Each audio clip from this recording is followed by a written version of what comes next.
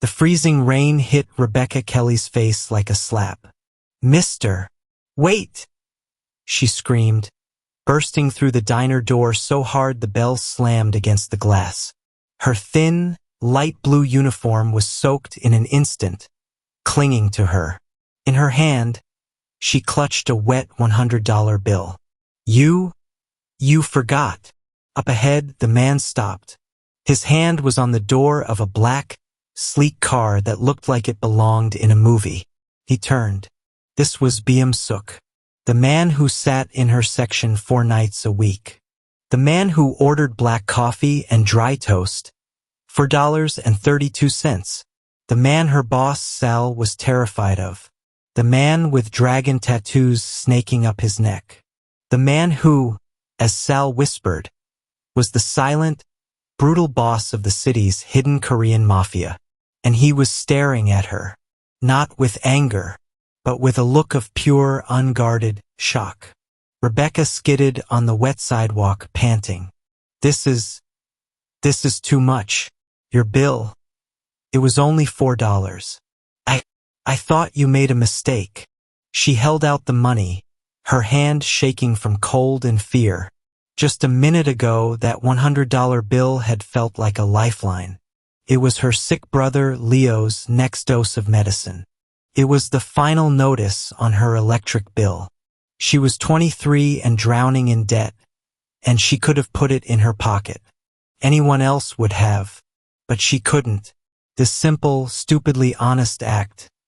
It should have been the end of it. A strange story to tell Sal. But what Rebecca didn't know was that she had just passed a test. A test set by the most dangerous man in the city. A test she didn't even know she was taking. The next day, Beom-seok was gone. But 2 things arrived at the Starlight Diner, just for her. The first was a gift. A man in a suit opened a silver briefcase containing $50,000 in cash. Enough to pay off every medical bill. Enough to save her brother's life. The second was a curse. A man named Jin-woo, Beom-seok's violent, ambitious, and terrifying second-in-command. He was furious. He believed the old boss hadn't just given a random waitress a gift. He believed Beom-seok had given her the key to his entire empire. An arsenal of secrets. The $50,000 had saved Rebecca from poverty. But it wouldn't save her from him. The money that bought her brother's life had just put a target on her back. And Jin-woo, a man who always got what he wanted, already knew exactly where she worked. Let me take you back to where it all began. But first of all, welcome back, my beautiful family and friends. If you're listening, hooked, and already enjoying the story, please hit subscribe. Tell me in the comments where you're listening from. I love seeing our community around the world. Tomorrow I'm dropping another sweet story, so don't miss it. And the first 4 people to comment with their real names will be featured in our next story. Now, let's continue. The sound was a weak, tinkling bell. It was the soundtrack of Rebecca's life, and it always chimed at the worst times. 3 a.m. 4 a.m. It was the sound of another hour she had to be awake. Another hour her feet had to hold her up. The Starlight Diner was a small 24-hour box made of glass and faded red vinyl. It smelled of bleach, old coffee, and the faint, sweet scent of maple syrup that never went away. It served truck drivers, tired night shift cops, and the kind of people who had nowhere else to be. Rebecca knew them all. She knew that old Mr. Henderson in booth 2 liked his pie warmed, but not hot. She knew the cops on the 4 a.m. shift wanted their coffee black and their jokes left alone. And she knew the man in the back booth, the one facing the door, wanted nothing at all. Her life was a small, repeating, and exhausting circle. Wake up at 2 p.m. when the sun was already starting to get tired. Go to the hospital. Sit by Leo's bed. Read to him from an old adventure book, her voice soft, pretending they were somewhere else, somewhere magical. Lie to him. Tell him everything was fine. Tell him the doctors were happy. Tell him he'd be home soon. Then, She would kiss his pale, warm forehead, and her heart would break all over again. She would go to the diner at 9 p.m. She would work the graveyard shift, her smile as faded as the vinyl. She'd get home at 7 a.m., the morning light feeling like an accusation. She would sit at her tiny kitchen table and pay bills online, always moving money around, taking from the electric bill to pay for the gas, taking from the food money to pay for the bus pass, always robbing Peter to pay Paul, but both Peter and Paul were screaming for their money. Then she would sleep for 4, maybe 5 hours if the worry let her, and she would wake up and do it all again. Her brother, Leo, was 9 years old. He had a sickness in his blood that the doctors used long, complicated words to describe. Rebecca just called it the monster. The monster lived in Leo's body, but it was eating Rebecca's life. It ate money. It ate medicine, hospital stays, and special treatments that were always called experimental and expensive. And it was winning. Just yesterday, another envelope had come. It wasn't even a bill. It was a letter, on heavy paper, with a red stamp that said, "Final notice." They were threatening to stop Leo's treatment. They were threatening to move him to a state facility. Rebecca had crumpled the letter in her hand, a cold, hard knot of terror in her stomach. She needed a miracle. Tonight, the diner was quiet. The rain was angry, hitting the big glass windows like small, wet fists. It was 3:17 a.m. Besides Rebecca, there was only Sal in the back, half asleep over his order book, and the man in the corner, Beom-seok. He was one of her regulars, but he wasn't like the others. He came in 3, maybe 4 times a week, always after midnight, always alone. He sat in the same booth, the one with a clear view of the door. He was Korean, with sharp, intelligent eyes that seemed to see everything. His dark hair was always perfectly cut. He always wore a dark suit that looked like it cost more than her entire apartment. But it was his skin that people noticed.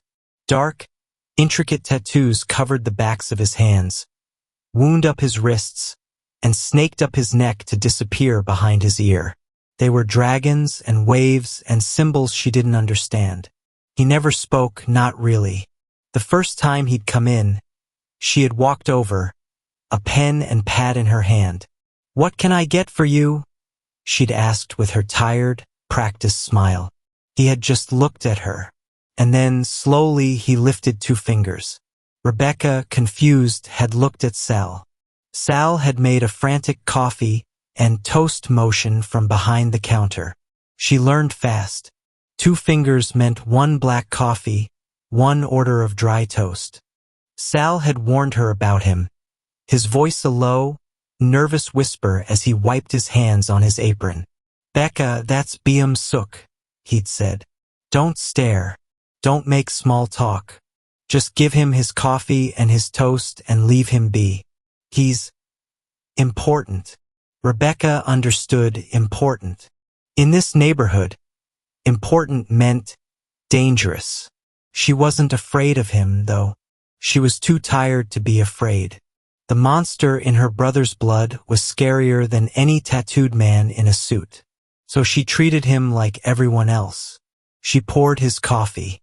She brought his toast. She gave him a small, polite nod. "Here you go," she'd murmur. He would just nod back, his eyes always watching the street or the door. He would sit for exactly 1 hour. Then he would stand, put a $10 bill on the table for his $4.32 order, and vanish into the night.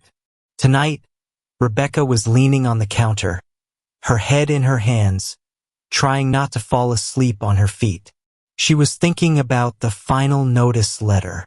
She was thinking about Leo's pale face.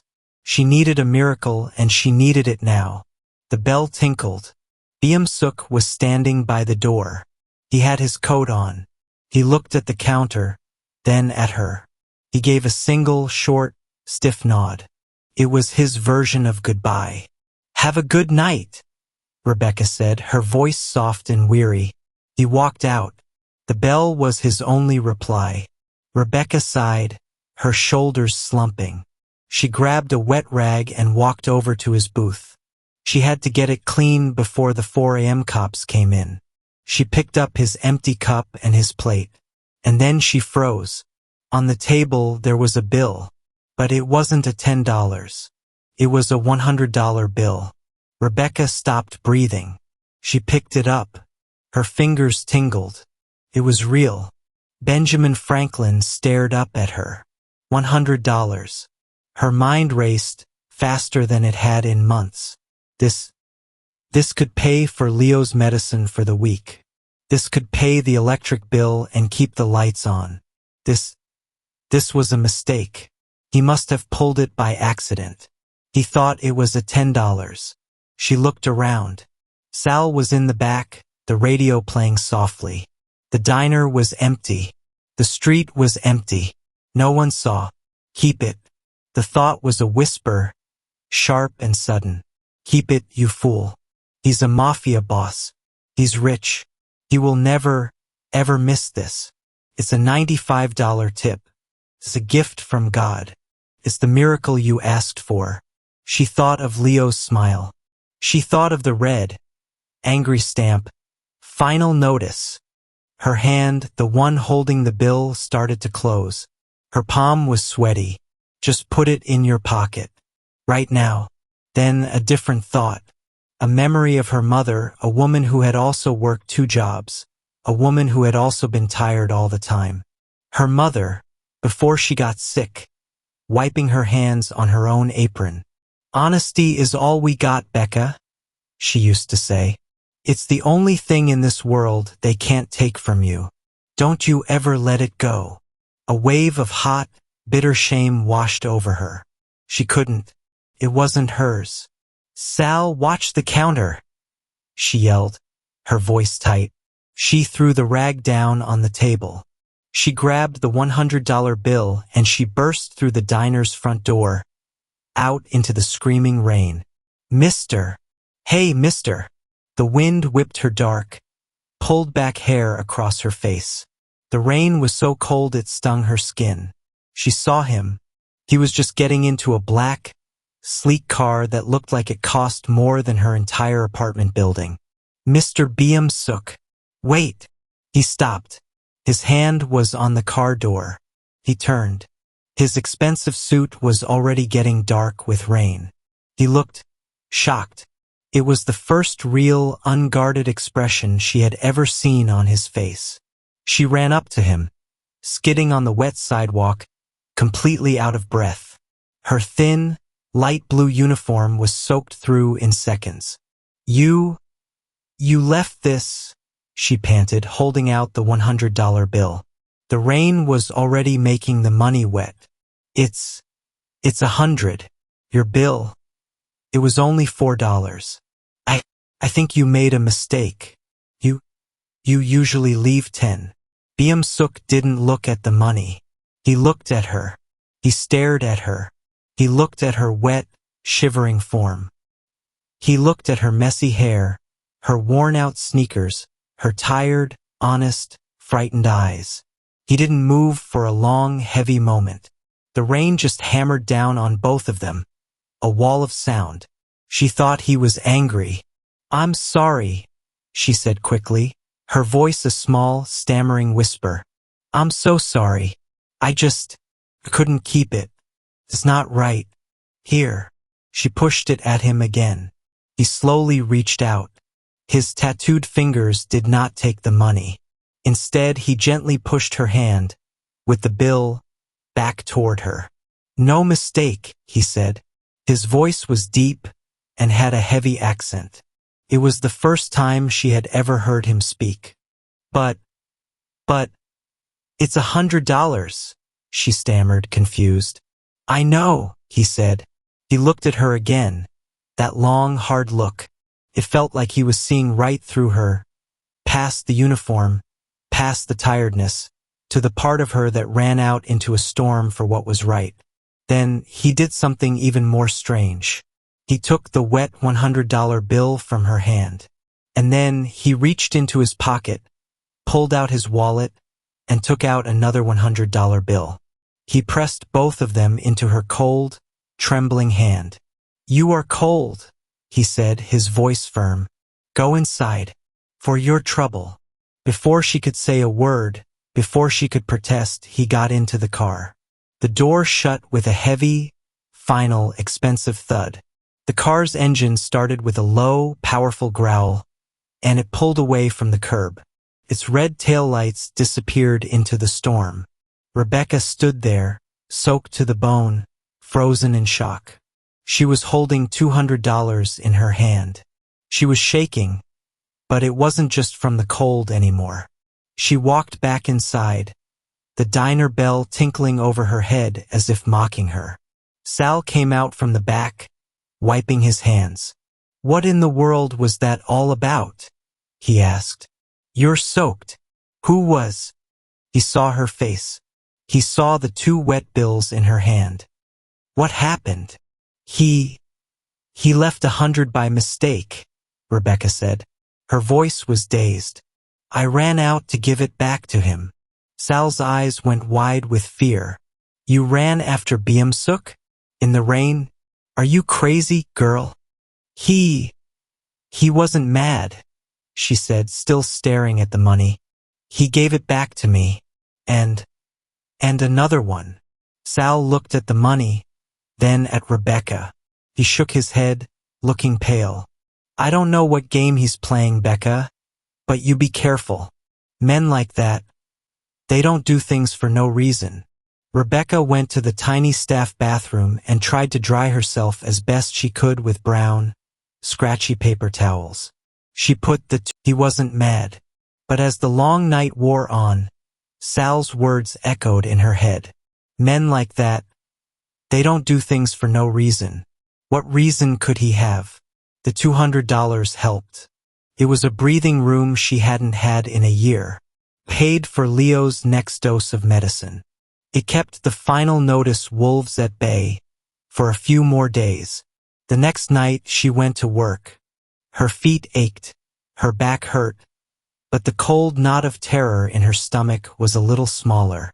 She kept finding herself looking at the corner booth. 1 a.m., 2 a.m., 3 a.m. Beom-seok did not come. He didn't come the next night, or the night after that. A week went by. The corner booth stayed empty. Then 2 weeks. Then a month. Beom-seok was gone. It was like he had vanished from the earth. Life went back to normal, or what passed for normal. The bills started to pile up again. The $200 was a distant, strange memory. Rebecca started to think she had dreamed it all. The rain, the tattoos, the deep voice. Then, one rainy Tuesday, almost a month to the day after that night, the diner door opened. It was 10 a.m. Rebecca's shift was over. She was exhausted, wiping down the counter one last time, dreaming of her bed. It wasn't Beom-seok. It was a man she had never seen before. He was Korean, like Beom-seok, but he was different. He was older, in his 50s, and wore a perfectly tailored gray suit and thin, wire-rimmed glasses. He carried a sleek silver briefcase. He looked like a lawyer or a banker. He stepped inside, shaking the rain from a black, expensive umbrella. He looked around the diner, which was empty except for her. His sharp eyes landed on her. "Are you Rebecca Kelly?" he asked.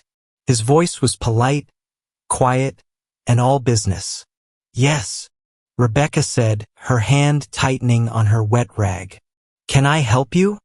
The man walked to the counter. He placed his silver briefcase on the clean surface. Clicked as he undid the latches. "My name is Mr. Choi," he said. "I am an associate of Mr. Beom-seok." Rebecca's heart gave a single hard thump against her ribs. Is he okay?" "Mr. Beom-seok has left the country," Mr. Choi said, his face showing no emotion at all. "He has been called away on urgent and extended family business." He turned the briefcase toward her. Rebecca gasped. It was full of money. Stacks and stacks of $100 bills, all held together by paper bands. Mr. Beom-seok has a great respect for honesty, Mr. Choi said, as if he were discussing the weather. He believes it is a rare and valuable thing in this world. He reached into the briefcase, his movements precise. He took out a thick, paper-banded stack of $100 bills. A stack so thick it was a brick. He placed it on the counter.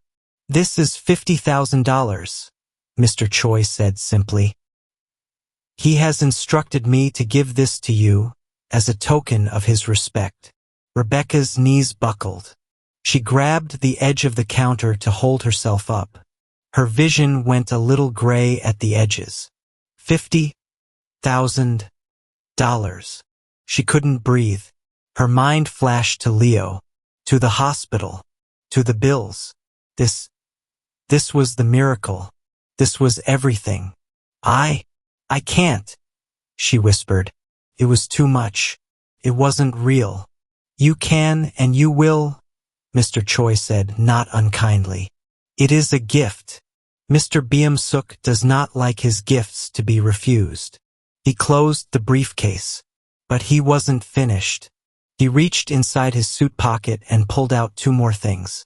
A set of old-fashioned keys on a simple metal ring, and a single folded piece of paper. "Mr. Beom-seok has also left you a small business property," Mr. Choi said. He pushed the keys and the paper across the counter. Rebecca looked at them, completely dazed. The keys were old. The paper was a legal document. She unfolded it. It was a deed. "It is a laundromat," Mr. Choi explained, "in the old K-Town neighborhood. It is paid in full. It is yours." Mr. Beom-seok believes a person should have a business, something of their own. A laundromat? $50,000? Why? Rebecca finally managed to ask, her voice shaking. "Why me? All I did was give him his money back." Mr. Choi finished latching his briefcase. He looked at her, and for just a second, his polite, businesslike mask slipped. He looked almost sad. "That," he said, "is exactly why. He asked me to tell you that your honesty reminded him of someone he lost a very long time ago." He turned and walked to the door. "Wait," Rebecca called out, her voice still a whisper. "What do I? Who? Is he ever coming back?" Mr. Choi paused, his hand on the door. "Mr. Beom-seok is not expected to return." He looked back at her. His eyes flicked down to her worn-out sneakers, and then back to her face. "Good luck with your business, Miss Kelly. And I hope your brother's health improves." He knew about Leo.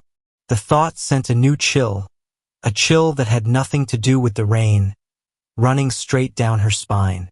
Before she could even process that, Mr. Choi opened the door and was gone. The bell tinkled softly. Rebecca was alone in the empty diner.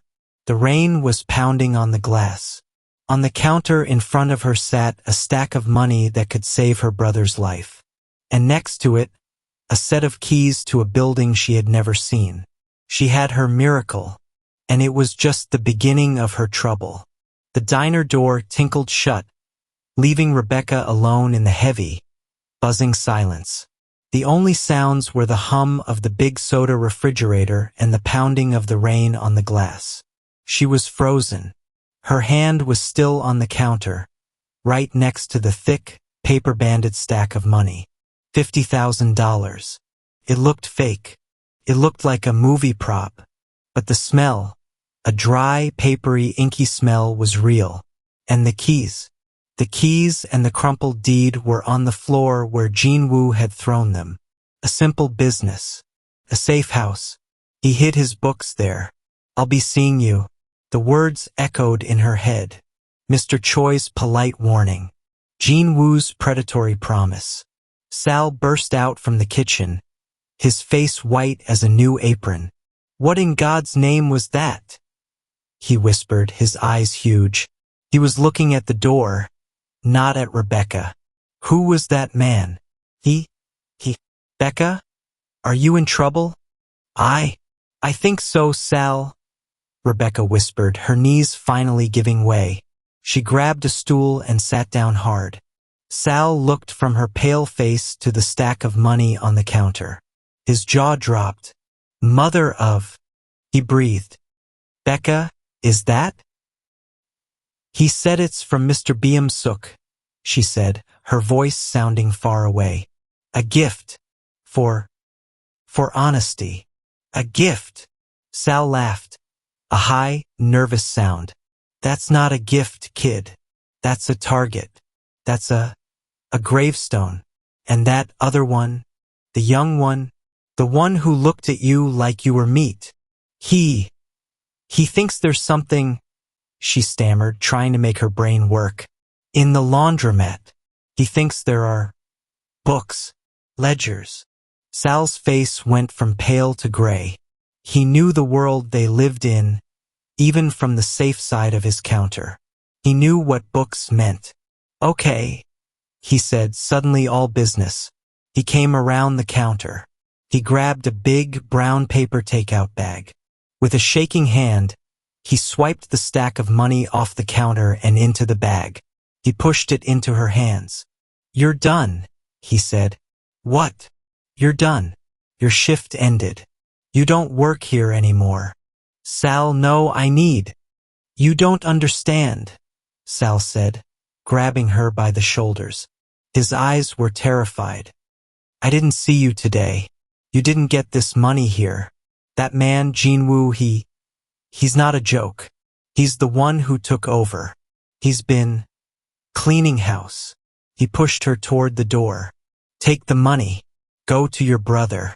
Get him and get out of the city. Go somewhere. Anywhere. Go now and don't ever come back. I never saw you. You were never here. He bent down and scooped up the keys and the deed. He shoved them into her pocket. I don't know what this is and I don't want to, but he wants it, which means it's bad. Go. Go. He pushed her out the door, back into the rain. The bell tinkled. Rebecca stood on the sidewalk, in the gray morning light, holding a paper bag full of $50,000. She was officially unemployed. She was officially a target. She didn't go to her apartment. Sal was right. If Jin-woo knew where she worked, he could find out where she lived. Her hands were shaking so hard she could barely hold her bag. She ran. She ran through the rain, not to her home, but to the only other place that mattered. The only place she felt safe. She ran all the way to the hospital. She burst through the sliding doors, dripping wet, clutching the paper bag to her chest like it was a shield. The nurse at the front desk gave her a tired, annoyed look. Rebecca ignored her. She didn't go to Leo's room. Not yet. She went straight to the billing office. It was 10:30 a.m. The office was open. A sharp-faced woman with thin glasses sat behind the desk. She had given Rebecca the final notice letter herself. She looked up, and her face set into a hard, practiced mask. Rebecca, the woman said, not unkindly. I told you we can't extend the payment plan any further. We've already. Rebecca was too tired, too wet, and too scared to talk. She appended the paper bag. The brick of $100 bills landed on the desk with a solid, heavy thud. The woman stopped talking. Her mouth hung open. Her eyes, magnified by her glasses, went wide. How much? Rebecca panted, pushing her wet hair out of her eyes. How much is all of it? To get him clear. Everything. The woman stared at the cash. She looked at Rebecca. She looked back at the cash. She swallowed. I'll have to count this, she stammered. Then count it, Rebecca said. Just tell me how much. The woman fumbled with her keyboard. She typed. She clicked. The printer next to her word. The current outstanding balance, she said, her voice a reedy whisper, is $42,855.21. Take it, Rebecca said.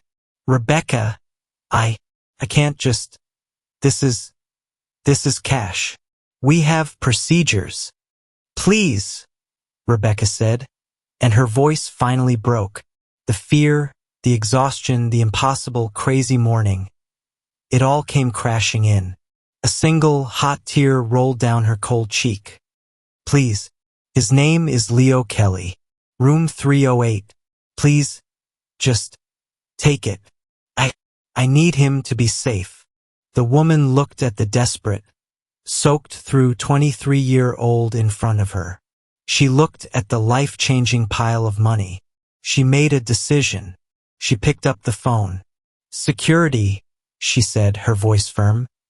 I need an escort to the bank deposit vault. Immediately. And get me a manager. Now. Took an hour. An hour of counting. An hour of signing forms. An hour of managers asking her, Are you sure, Ms. Kelly? And do you understand? Rebecca just nodded and signed. Finally, the sharp-faced woman pushed a piece of paper across the desk. It was a receipt. Patient. Leo Kelly balance. $0. Rebecca took the receipt. She folded it. She put it in her pocket. She had $7,144 left, stuffed back into her wet backpack. She had done it. The monster was paid. Leo was safe. She walked to his room. The world felt slow and swimmy, like she was moving underwater. Leo was awake. He was watching cartoons, the sound turned down low. He was so small in the big, white bed. Hey, Becca, he mumbled, his voice sleepy. He smiled, a small, pale smile that was the sun and moon to her. You're all wet. It's raining, she said. She sat on the edge of his bed, her body finally starting to shake from the cold. You look tired, he said, his smile fading into worry. I'm okay, kiddo. She forced a smile. I have good news. What? You don't have to worry about the doctors anymore. Or this room. I paid them. Paid them all. You can just focus on getting better. Okay? Leo's eyes, so big and dark in his small face, widened. You paid them? But how? Did you rob a bank? She laughed, and the sound was a half-sob. Something like that, kiddo. Something just like that. She sat with him until he fell back asleep. She held his small, warm hand. The feeling of the receipt in her pocket was the best thing she had ever felt. The feeling of the keys in her other pocket was the worst. She had paid the bill, but she hadn't bought safety. She had just changed the monster. The old monster was dead. The new monster was a man named Jin-woo. Mr. Choi's words came back to her. Good luck. I hope your brother's health improves. Mr. Choi knew about Leo, and Jin-woo had been standing right there. He had heard Mr. Choi. He had heard her name. If Mr. Choi knew about Leo, Jin-woo could find out about Leo. She couldn't just disappear. She couldn't just run. Jin-woo wasn't looking for her. He was looking for the ledgers. He thought she was the key. As long as he thought she knew where they were, he would never stop hunting her. He would tear the city apart to find her. And he would use her 9-year-old sick brother to make her talk. The thought was a spike of pure, cold ice in her gut. She couldn't run. She couldn't hide. She had to face him. She had to find out what was in that laundromat. If the ledgers were there, maybe she could use them. To bargain. To trade for her and Leo's lives. If they weren't there, she didn't let herself finish the thought. She kissed Leo's forehead. I'll be back soon, she whispered. I promise. She walked out of the hospital. The rain had slowed to a drizzle. She had a new purpose. She wasn't a victim running away. She was a hunter walking into the trap. She took the bus. She sat in the very back, her backpack on her lap, her hood pulled low. She watched the city go by. The normal people going to their normal jobs. She got off at the stop on the deed. The neighborhood was old, quiet. Brick buildings with small shops. Signs in both English and Korean. She found it. K-Town Wash and Fold. It was small. It was run down. The windows were gray with dust. A closed sign, faded by the sun, hung crooked in the door. It looked harmless. It looked empty. It looked like a gag gift, just as the summary had called it. It's just an old, empty building, Mr. Choi had said. He gave her the safe house. Jin-woo had screamed. She stood across the street, just watching it. A black car turned the corner. Her heart leaped into her throat. But it was just a normal car. It drove past. No one was watching. No one was here. Jin-woo wasn't waiting for her. Not yet. She took a deep breath. She crossed the street.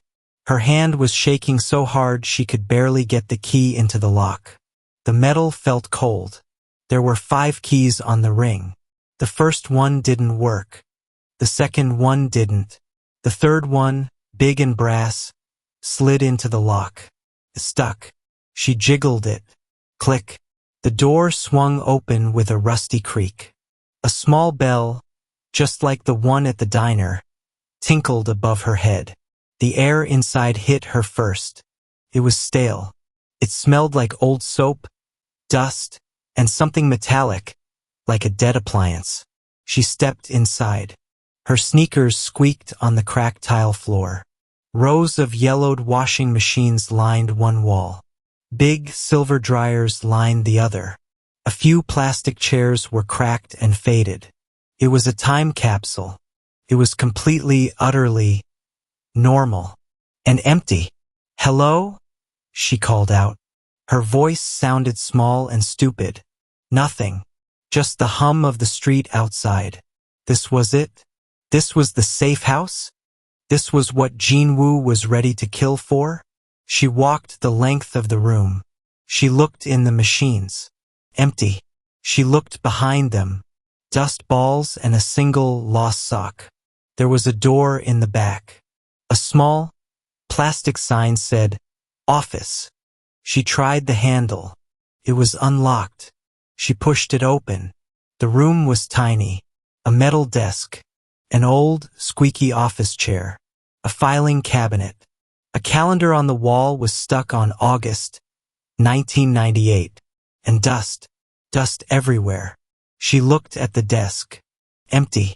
She pulled open the drawers. Old pens that didn't work. A dried-up bottle of whiteout. Rubber bands. Paper clips. Nothing. She went to the filing cabinet. She pulled the top drawer. It was stiff, but it opened with a shriek. It was full of files. Old receipts for the water bill. Manuals for the washing machines. Tax forms from 10 years ago. No ledgers. No arsenal. No books. Rebecca let out a breath she didn't know she was holding. She sank into the dusty chair. Mr. Choi was right. It was just an old laundromat. It was nothing. Jin-woo was wrong. He was crazy. He was chasing a ghost. A wave of relief so strong it made her dizzy washed over her. It was nothing. It was all a mistake. But the relief was followed by a new, cold dread. If there were no ledgers, she had nothing to trade. She had nothing to bargain with. When Jin-woo found her, and he would find her, she would have nothing to give him. He would tear this place apart, find nothing, and then he would tear her apart. She sat there in the cold, dusty office for a long time. She had to think. She was so tired. Her head ached. She leaned it back against the wall. Her head hit the plaster. And then something moved. A small sound. A click. She sat up straight. What was that? She looked at the wall behind the chair. It was just a plain, painted wall. But right where her head had hit, there was a small, almost invisible crack. She pushed on it. Nothing. She got up and looked closer. Behind the desk, the wall was covered by a big, framed photo of a mountain. It was crooked. She moved the desk. It shrieked against the floor. Behind the desk, the wall was fine. She went back to the chair. What had she hit? She looked at the wall next to the desk. It was covered by a heavy, metal, 4-drawer filing cabinet. Wait, no, not a filing cabinet. A tall, rusty metal shelf, full of old, empty cleaning fluid bottles. She pushed the shelf. It was heavy, but it scraped away from the wall. And there it was. It wasn't a loose tile.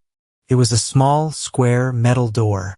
A wall safe, painted the same color as the wall so it was almost invisible.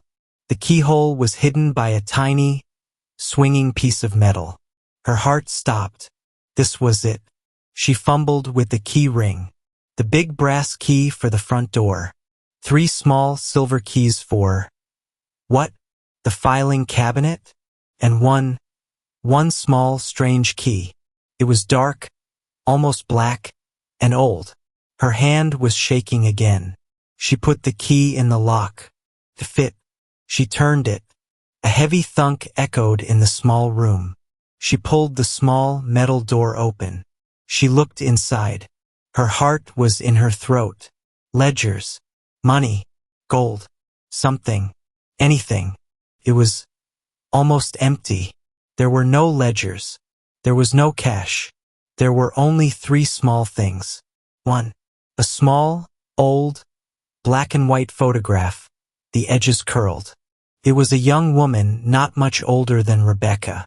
She was in a simple waitress uniform, standing in front of what looked like a diner. She was smiling, but her eyes, they were tired. They were her eyes. 2. A small, folded piece of paper. 3. A simple, cheap, prepaid burner phone. The kind you buy at a gas station. That was it. This was the arsenal? A photo, a note, and a phone? She unfolded the paper. It was a handwritten note. The ink slightly faded. My mother was ruined by a dishonest boss. She died poor. Your honesty reminded me of her. The money is for your freedom. The laundromat is for your heart. This is for your future. Her future? She picked up the phone. It was heavy, felt real. There was a small white sticker on the back. The kind from a label maker. The sticker had 5 words on it. If Jin-woo finds you, press 1. The dust in the small office was so thick, Rebecca could taste it. She was kneeling on the cracked floor, her hands still inside the small, dark safe. In her lap, she held the arsenal. A photograph, a note, a cheap burner phone. This was what Jin-woo was ready to kill for. This was what Mr. Choi had tried to warn her away from. Her mind spun. Jin-woo had screamed about ledgers, about an arsenal that could destroy him. But this was personal. She looked at the photograph first. The woman in the picture was young, maybe 20. Her uniform was different, older, but her smile was the same one Rebecca faked 100 times a night. Tired but kind. Reminded him of someone he lost a long time ago, Mr. Choi had said. This was her. This was Beom-seok's mother. Then she read the note again, her fingers tracing the faded ink. My mother was ruined by a dishonest boss. She died poor.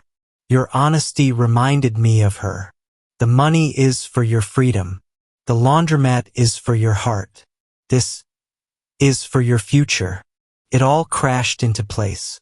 Beom-seok wasn't a fool. Jin-woo was. Jin-woo thought the safe house held business secrets. He was greedy, so he imagined a prize that he would want. Ledgers, money, power. But Beom-seok hadn't hidden his business. He had hidden his heart. This wasn't a safe house. It was a memorial. The $100 bill in the diner.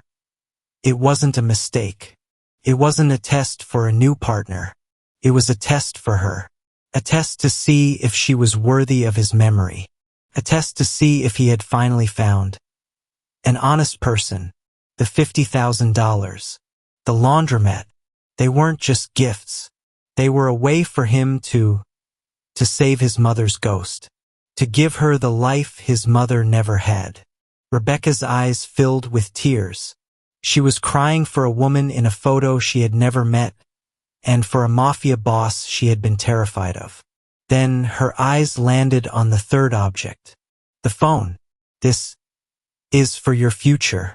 The small, white sticker glowed in the dim light. If Jin-woo finds you, press 1. The cold, hard truth slammed into her. This was not just a memorial. It was also a trap. Beom-seok was a planner. He knew he was leaving. He knew he had a traitor in his organization. A traitor who was greedy, and who would be looking for ledgers. Beom-seok had wanted Jin-woo to find out about the laundromat. He had wanted him to tear the city apart looking for it. He was using his own secret place as bait. And he had left Rebecca, a perfect stranger, in the middle of it. But he hadn't left her unprotected. This phone. This wasn't just a panic button.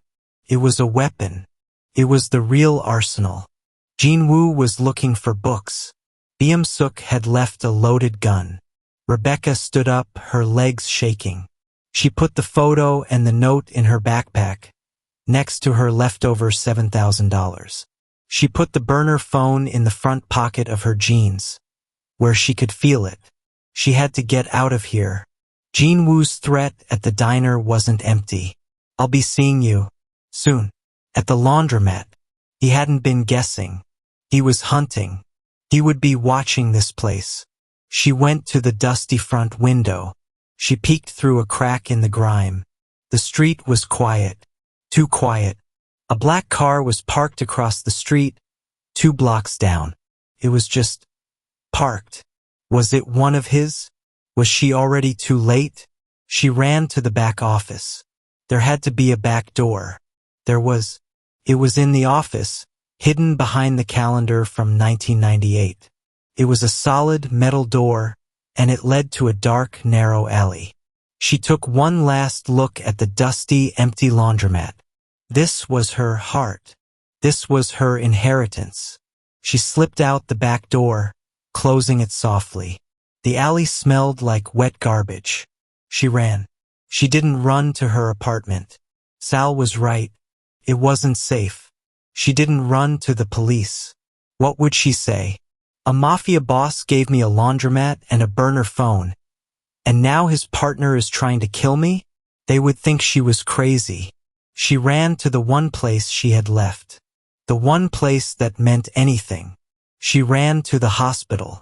She took the back stairs, her mind racing. She went up to the 3rd floor. She walked down the hallway, her heart pounding with a new kind of fear. Not for herself. She got to room 308. She peeked inside. Leo was asleep. His small face was calm. The sun was hitting his bed. He looked peaceful. She slipped inside and sat in the hard plastic chair. She watched him breathe. She was his protector. And she had just led a monster right to his door. I hope your brother's health improves. Mr. Choi knew. I'll be seeing you, Jin-woo had said. He had been standing right there. He had heard. He knew. He knew her name. He knew where she worked. And he knew she had a sick brother. He knew her weakness. The hospital was not a safe place. It was the target. She sat there for an hour, then 2. Just watching. The fear was a cold, heavy thing in her stomach. She couldn't run. She couldn't hide. Jin-woo had her pinned. What did he want? He wanted the ledgers. She had to give him the ledgers. But there were no ledgers. She was trapped. She finally stood up. She couldn't just sit here. She had to think. She needed coffee. She needed to move. She went down to the hospital cafeteria. It was bright and loud and smelled of soup and disinfectant. It was aggressively normal. It made her feel a little bit safer. She got a coffee, her hands shaking. She paid with $1 from her pocket. She sat down at a small, empty table in the corner. She stared into the black coffee. What could she do? She could take Leo and run. But where? He was sick. He needed his doctors. He needed the machines. She couldn't just throw him in a car. She could call the number. She could press 1. Her hand went to her pocket. The phone was there. It was heavy. What would happen? Would police come? Or would more men in suits come? Beom-seok's men? Was this a test of loyalty? What if this was the real test? What if Jin-woo and Mr. Choi were working together? No. Her gut said no. The fear in Sal's eyes was real. The fury in Jin-woo's face was real. The sadness in Mr. Choi's eyes was real. This was real. I have to say, I'm disappointed. The voice was smooth, like velvet. Rebecca's head snapped up. Jin-woo was sitting across from her. He hadn't been there a second ago. He had just appeared. He slid a tray onto her table. He had a piece of pie and a cup of coffee. He was smiling. He was wearing a beautiful gray suit, a crisp white shirt. His diamond earring flashed. He smelled amazing, like expensive cologne. You look terrible, he said, taking a bite of pie. You should get more sleep. Rebecca's heart stopped. She couldn't breathe. Her blood turned to ice. She looked around. The cafeteria was full. A nurse was laughing. 2 doctors were talking by the window. No one saw. At the door, 2 large men in dark suits stood, watching. His men. They were blocking the exit. What are you doing here? She whispered. I'm having pie, he said, his smile widening. The apple is not bad. A little too much cinnamon. But you've been busy. He leaned in. His voice dropped. His smile was still there, but his eyes were dead. You went to the laundromat. I saw you. My men. They saw you go in the front and, poof, you disappeared. You're like a little rabbit. A smart little rabbit. You found the back door. He had been watching. The black car. So, he said, taking a sip of coffee. You found the safe. I know you did. The little rabbit finds the hole. So, where are they? I don't know what you're talking about, she stammered. Her hand under the table was in her pocket. Her fingers were on the phone. On the one.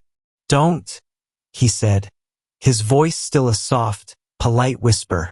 Don't lie to me, Rebecca. It's insulting. I am not a fool. He looked around the cafeteria. This is a nice hospital. Very clean. Very expensive. Your brother, Leo, isn't it? Room 308. Such a fragile little boy.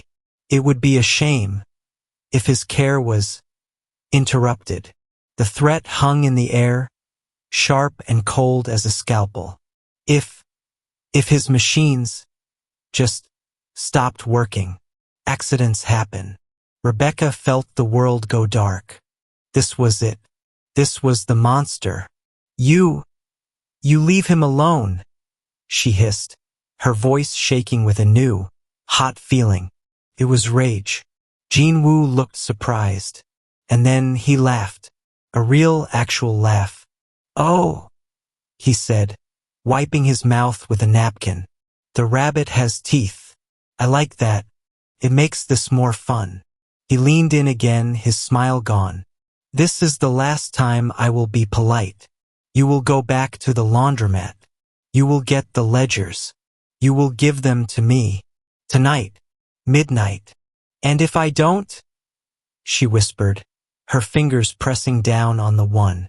She was just holding it, not pressing. Not yet. If you don't, he said, his voice flat, the doctor's here. They will have a very, very sad story to tell you tomorrow. Do you understand me? She was going to do it. She was going to press the button. Mr. Jin-woo. A new voice. Calm. Polite. Mr. Choi was standing at their table. He was holding a briefcase. He looked just like he had at the diner. Calm. All business. Jin-woo's face. It was pure cold fury. His mask was gone. He looked at Mr. Choi with a hatred so deep it was shocking.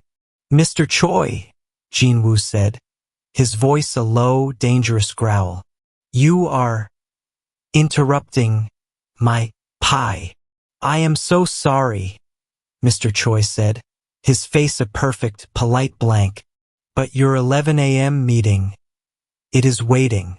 The investors are not patient. And they called me when you were not at the office. Jin-woo stared at Mr. Choi. It was a battle, a silent, awful battle. Mr. Choi did not blink. Finally, Jin-woo smiled. He pushed his chair back. He stood up. He was a predator, a shark. But Mr. Choi, he was the man who owned the tank. Jin-woo straightened his tie. He looked down at Rebecca.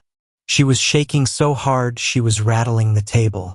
This charming conversation, he said, is not finished. He nodded to Mr. Choi. Thank you for the reminder. He turned.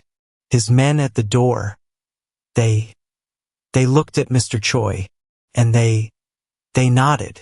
In respect? No, they were Beom-seok's men, not Jin-woo's. They were protecting Mr. Choi. Jin-woo walked out of the cafeteria. The two men followed him. Rebecca was alone with Mr. Choi. She let out a breath she had been holding for her whole life. She was shaking. Mr. Choi sat down. He looked at her. His face was not sad. It was grim. It was hard. He was testing you, Mr. Choi said, his voice low. What? He was testing you. To see if you would run. To see where you would run. You ran to your brother. Now, he knows your weakness. He threatened him, Rebecca whispered, her hands shaking. He threatened Leo. I know. I heard, Mr. Choi said, his voice hard. He is not a good man. He is not like Mr. Beom-seok. He is just a greedy, impulsive boy. He told me to meet him, Rebecca whispered, her eyes wide with fear. He wants the ledgers. Tonight, at the laundromat. Mr. Choi nodded. Yes, the trap is now set. A trap. Rebecca's blood ran cold. For me? No, Miss Kelly, Mr. Choi said, and the smallest, coldest smile touched his lips. For him, Mr. Beom-seok knew this day would come. He knew Jin-woo would try to get rid of me. And he knew Jin-woo would threaten you. He knew. The thought stunned her. The men at the cafeteria door, Rebecca said. They weren't with him, were they? They are loyal to Mr. Beom-seok, Mr. Choi said. They are my protection. And, Miss Kelly, they are also yours. But Jin-woo, he's in charge. His time is over, Mr. Choi said flatly. He just doesn't know it yet. Mr. Choi stood up. He wants you at the laundromat. At midnight. You must go. But there are no ledgers, Rebecca cried, her voice cracking. I looked. There's nothing. It's just a picture and a note. And the phone. Mr. Choi's expression sharpened. You found the phone? He asked, his voice suddenly intense. Her hand was still in her pocket. She pulled it out. The cheap, black burner phone. Mr. Choi looked at the phone. And then he smiled. A real, genuine smile. Ah. he said, relief washing over his face. Good. You passed the final test. Test. Mr. Beom-seok was hoping you would be smart enough to find it. And, he added, brave enough to know what it was for. The note told me to press 1, Rebecca whispered. Yes, Mr. Choi said. Jin-woo thinks he is the hunter. He thinks you are the rabbit. Tonight, at midnight, he will walk into his own cage. He looked at Rebecca, his face turning serious. He will come for you, Miss Kelly, and he will be violent. When he sees there are no ledgers, he will try to hurt you. You must be ready. Ready? Ready for what? When he arrives, Mr. Choi said, his voice low. When he drops his mask and shows his true violent face, you will press the button, and we will do the rest. You're going to be there? We will be everywhere, Mr. Choi said. By morning, that laundromat will be the cleanest place in the city. He turned to leave. Ms. Kelly, he said. Mr. Beom-seok chose well. Your brother will be safe. I give you my word. He walked away. Rebecca sat alone at the table. Her coffee was cold. Her hands were shaking. She was the bait. And tonight, at midnight, the trap would spring. The hospital was quiet. The hours between 9 p.m. and midnight were the longest of Rebecca's life. She sat next to Leo's bed. He was asleep, his breathing soft and even. The $42,000 she had paid was a wall of protection around him. He was safe for now. But she had to finish the job. She had to take down the monster who had threatened him. At 11:30 p.m., she stood up. She kissed her brother's warm forehead. I love you, Leo, she whispered. I'll see you in the morning. She walked out of the hospital. Her steps were firm. She was not a waitress. She was not a rabbit. She was a mother, a sister, a protector. And she was going to war. She took a taxi to the laundromat. She paid the driver. She stood in front of the dark building. The street was empty. No black cars. No Mr. Choi. No one. She was alone. Or so it seemed. She used the brass key. The lock clicked. The bell tinkled as she stepped inside. Ting-a-ling. It sounded like a bell in a horror movie. She did not turn on the main lights. The moonlight coming through the dusty windows was enough. It was 11:45 p.m. She went to the back office. She sat in the dusty chair. And she waited.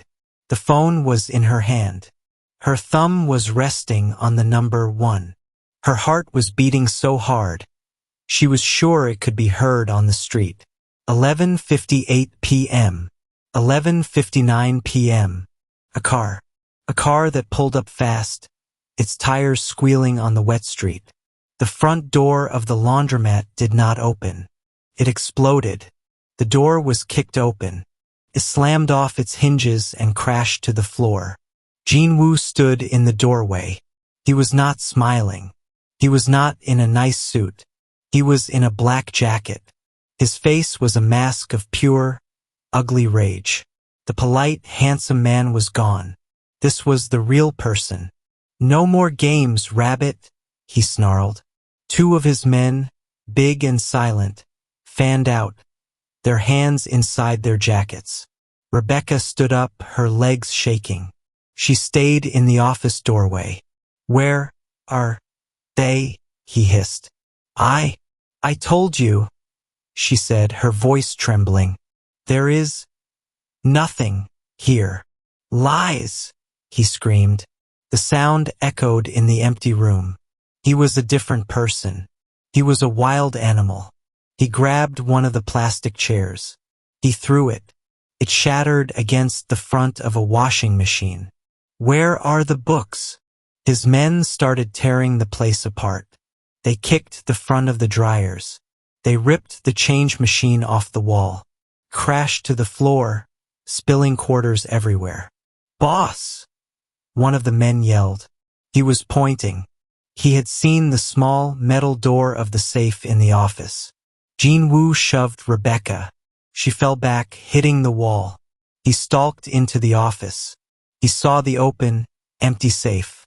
He looked inside. He saw nothing. "Where is it?" he whispered, his voice shaking with a fury so cold it burned. What did you do with it? It was just this," Rebecca whimpered. She pointed from the floor to where she had left the old photo and the note on the desk. Jin-woo looked. He saw the photo of Beom-seok's mother. He saw the handwritten note. He read the note. His face went from red to a strange, pale white. He understood. "A picture?" he whispered, his voice trembling. "A note? He gave me up for a picture. He thought Beom-seok had left him the business. He thought, he gave it all to you," he suddenly screamed, his face twisting into something ugly. He looked at her, his eyes no longer human. "This was all a test. For you. He chose you. A dirty, nothing waitress." He lunged. He grabbed her by the throat and slammed her against the wall. The impact knocked the wind from her. "You took my life," he screamed, his face inches from hers, spittle flying. "You took it. I was his son. I was the next boss." She couldn't breathe. Black spots danced in her vision. "Last chance," he hissed, his fingers tightening like a steel clamp. "Tell me where he hid the real books, or I will go to that hospital right now, and I will finish your brother myself." This was it. His true face. Her hand was still in her jeans pocket. She looked him right in the eye, her vision going dark. With her last bit of strength, her thumb pressed down. She pressed the button. Click. It was a small, small sound. Jin-woo heard it. He laughed. A high, cruel sound. "What was that? You think you can call the cops? They can't save you." And then the world exploded. Crash. The entire front window of the laundromat shattered into 1,000 pieces.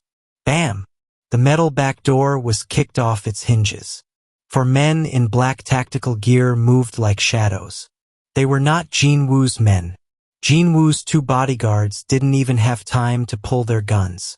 They were on the floor, unconscious in seconds. Jin-woo froze. His hand was still on Rebecca's throat, but his body was paralyzed in pure shock. "Let her go, Jin-woo." The voice was calm, polite. Mr. Choi walked in through the shattered front window, as if he were walking into a board meeting. He calmly dusted a piece of glass off his suit sleeve. "It is over," Mr. Choi said. "You." Jin-woo sputtered, finally letting go of Rebecca. She fell to the floor, gasping for air, her throat raw and burning. "You did this," Jin-woo screamed at Mr. Choi. "You betrayed me."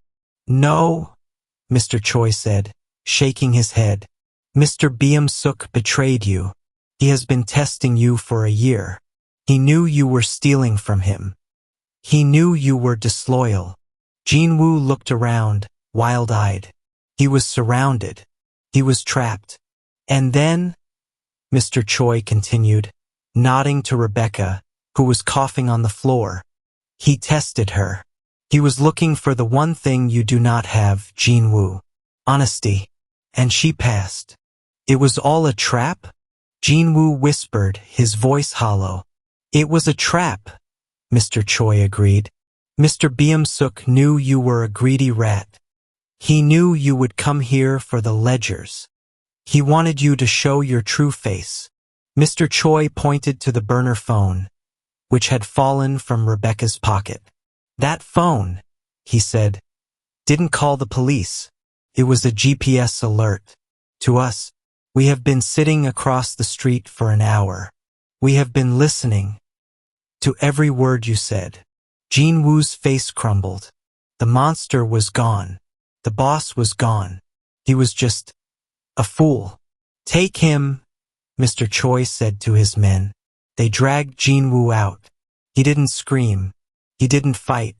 He was a broken man. The laundromat was silent, except for Rebecca's ragged breathing.